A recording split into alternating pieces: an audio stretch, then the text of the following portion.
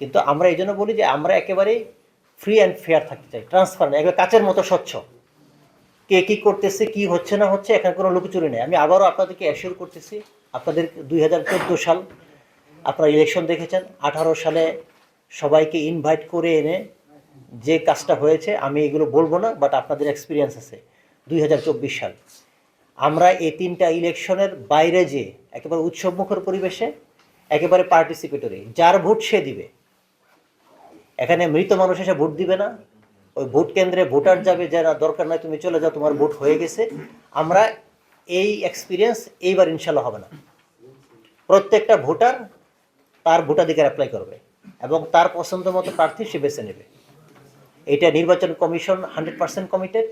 আমাদের কাছে সেই মেসেজটা ওনারা কনভে করেছে যে নির্বাচন কমিশন থেকে কোনো ধরনের রং মেসেজ, কোনো ধরনের বিভ্রান্তিকর মেসেজ আসবে না।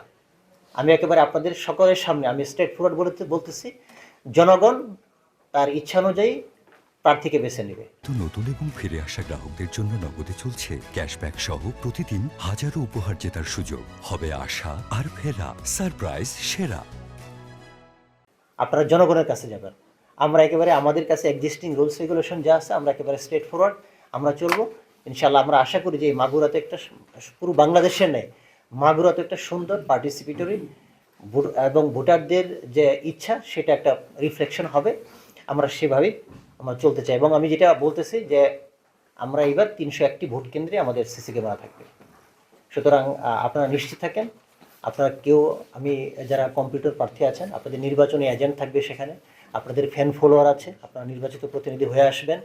তো আমরা আশা করি যে সবাইকে এই মেসেজগুলো ক্যারি করবেন, যেন আপনাদের জনসম্পৃক্ততা থেকে আপনারা এক্সিস্টিং রুলস রেগুলেশনগুলো মেনে আপনার যেন নির্বাচনটা আমরা ভালোভাবে আমরা উঠে নিয়ে আসতে পারি।